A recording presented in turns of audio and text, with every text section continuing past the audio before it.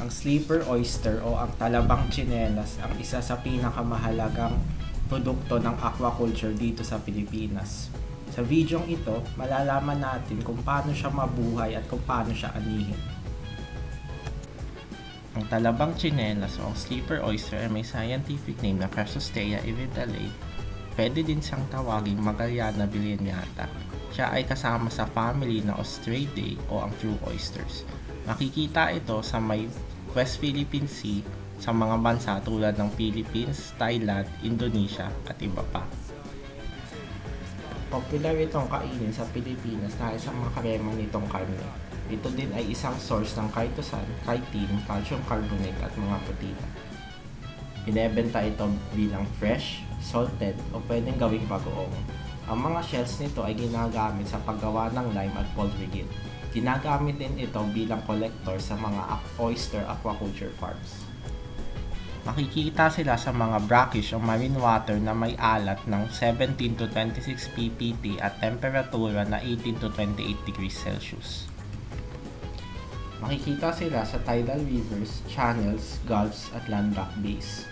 Kaya nilang mabuhay sa iba't ibang substrato kasama na ang bamboo, gulong, lubid, oyster shells at bunot.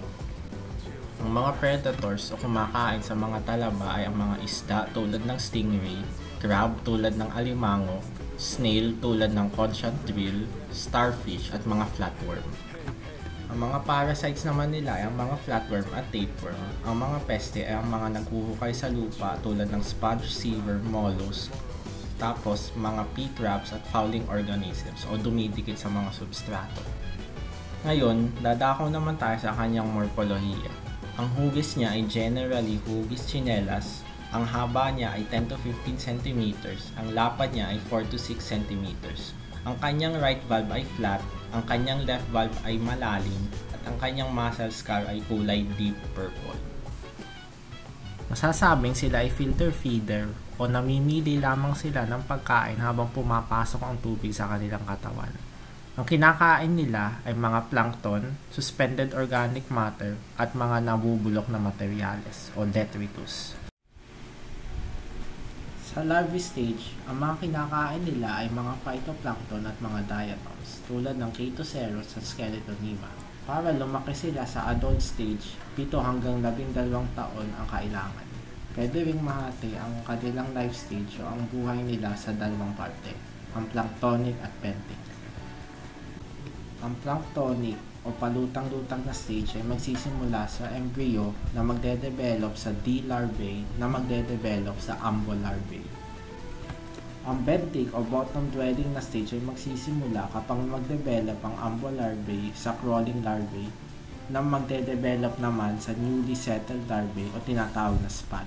Itong spot ay lalaki bilang juvenile at itong juvenile ay lalaki bilang adult. Pagka-fertilize, ang itlog ay magiging plankton pagtipas ng 12 hanggang 15 oras. Ito ay magiging plankton ng hanggang 3 linggo. Pagkatapos nyon, magiging siyang isang benthic stage. Paano nga ba magparami ang mga talaba? Masasabing sila ay broadcast spawners, ibig sabihin ang mga itlog ay nilalabas sa tubig. Tapos, pina-fertilize ito ng mga lalaki. Ibig sabihin, isa tong form ng external fertilization. Ang mga peak season nila ay May hanggang early September at kaya nilang mangitlog ng 11 hanggang 170 million na itlog. Ngunit, less than 1% ang nabubuhay dahil sa mga predators at hindi kaaya-ayang condition.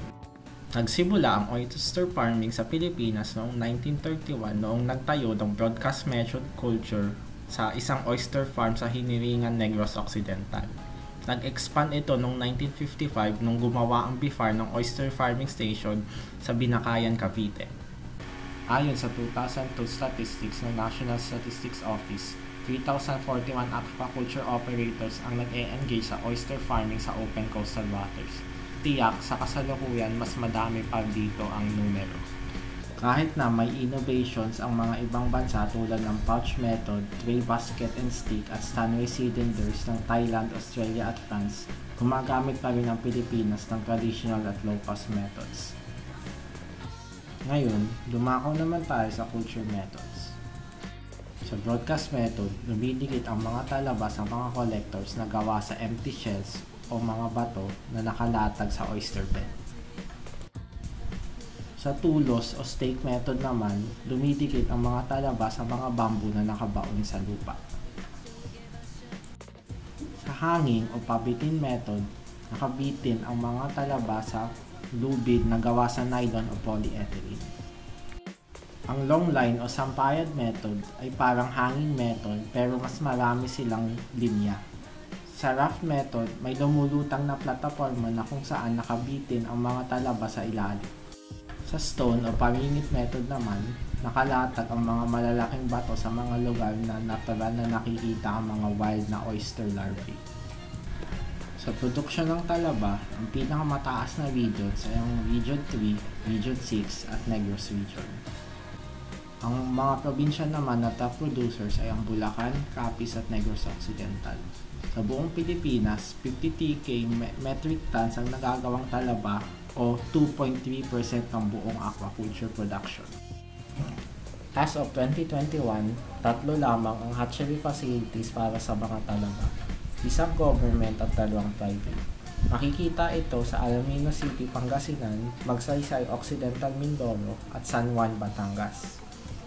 Meron namang 8 post-harvest facilities para sa oysters at mussels na makikita sa Region 2, Region 5, Region 8, Region 11 at NCR.